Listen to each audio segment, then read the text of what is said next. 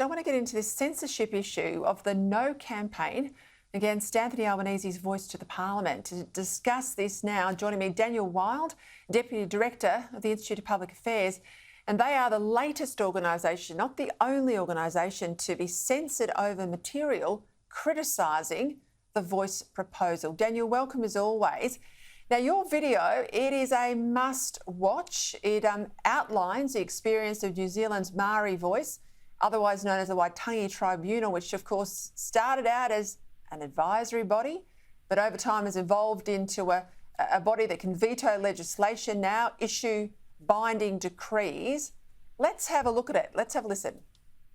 The IPA has investigated how New Zealand's Waitangi Tribunal, the Maori voice to Parliament, operates, given that our Prime Minister, Mr Albanese, has said we should follow the New Zealand lead. Just as is promised with The Voice, the Waitangi Tribunal started as an advisory body, but its power has grown as New Zealand's courts have said that the decisions of the tribunal should be considered binding on the government.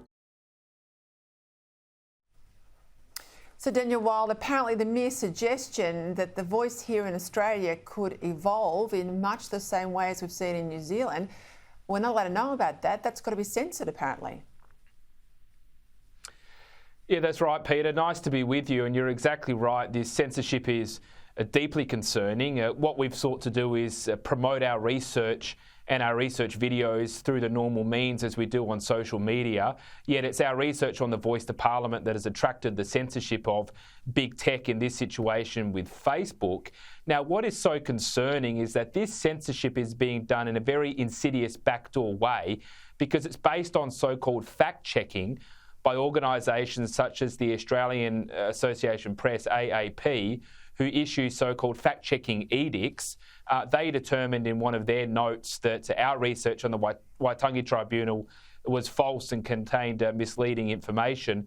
And on the basis of that, Facebook used that so-called fact-check to censor and suppress the information being provided on their platform.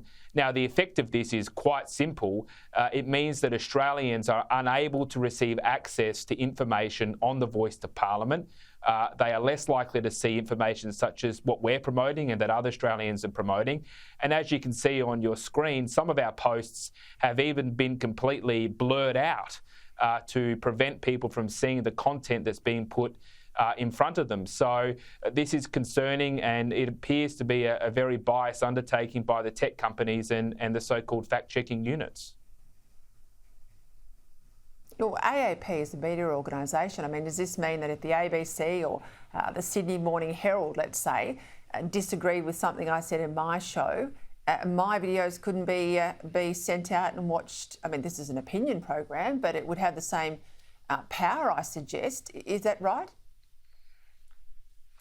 Well, look, the issue with AAP is they say they're undertaking fact-checking, but when you read the content of some of their fact-checking, especially in relation to our research, they're not facts, but they're opinions. What they'll typically do is get the opinions of different academics to say that our research or research of those who are typically on the centre-right is in some way false or wrong. Now, it's perfectly fine to have an opinion and perfectly fine to have a debate and to be criticised. We're not saying that shouldn't happen. That's the lifeblood of a democracy. Well, that's what we want. But having an opinion, that's what we want. But having an opinion is not a fact. And for that to be used as a weapon to censor content on social media and by big tech is deeply threatening to our democracy, and it's being done in a disingenuous way. I'll just give you a very brief example, Peter, of the shortcomings. You mentioned the Waitangi Tribunal, which was the subject of our research. In the AAP fact-check note, they themselves had 3 separate and mutually inconsistent characterisations of how the Waitangi Tribunal itself even operates.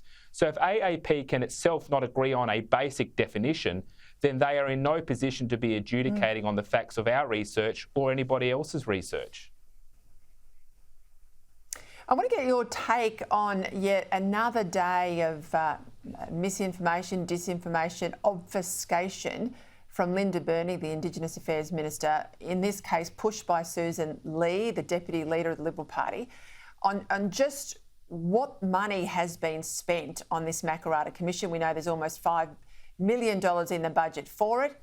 It hasn't been agreed. We haven't voted on the voice. $900,000 has already been spent on what? We don't know.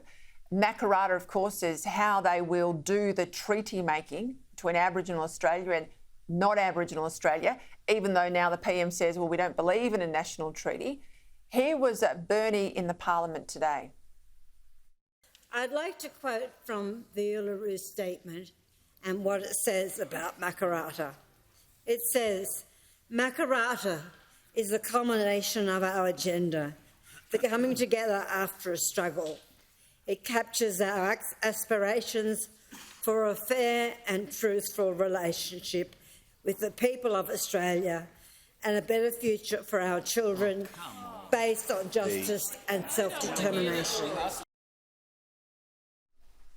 Now, my view, the PM and all the yes strategists have been getting advice from the pollsters. You talk about treaty, this thing's dead, and that's why they're so desperate to bury this.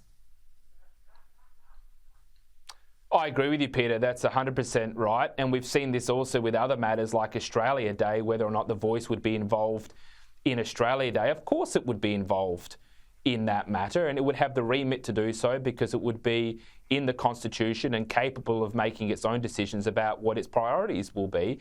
It's the same as a treaty. The Prime Minister has been very clear, including on election night when he won. It was literally one of the first things he committed to was implementing the Uluru Statement from the heart in full, and that means you have a voice, a treaty and so-called truth-telling. A voice is a critical part of a treaty because in all likelihood the voice to Parliament would be the body that would be overseeing and adjudicating on informing the treaty-making process because, as you know, Peter, it wouldn't just be one treaty. There's likely to be hundreds of treaties with the various different Indigenous communities across the nation who themselves are very diverse and have different perspectives on things. So I agree with you. I think they've got the polling back and they realise that, yes, Australians support recognition.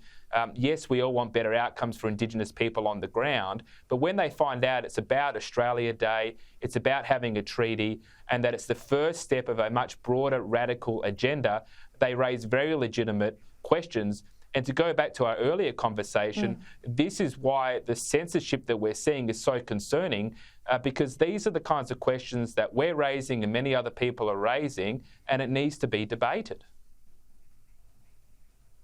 And you're debating them on social media because the government, you can see this in the chamber yesterday and today, are refusing to answer the questions and not putting the detail out there. Just before we go, this is huge news in Victoria today. There's been a secret deal between the Andrews government and a lot of Aboriginal communities that impact about 10 councils, 10 local councils across the greatest part of regional Victoria. And what's happened is the councils no longer will be able to name roads and bridges and public spaces, all of that. It will now be done by Aboriginal groups only. They'll get preferential access to council procurement contracts. As I said, they'll name every new road and new allotment in Victoria in these councils and have preferential access to jobs as well. Secret deal. It's, as I said, caused headlines in Victoria. What do you think of this? Well, Peter, the two key words that you used there were secret and preferential. And that's been the hallmark of this entire debate about the voice and what's going to come next. It's a secret deal because they don't want people to know the details, and they're getting preferential access, which is divisive. We've seen this in Western Australia playing out with the cultural heritage laws. We're seeing it here in Victoria now. This is just a small entree into what our entire nation could devolve into should the voice to Parliament get up and then under the treaty-making process. All right, Daniel Wild, thank you. Tomorrow night too, I hope to speak to one of the affected local councils. Not happy at all.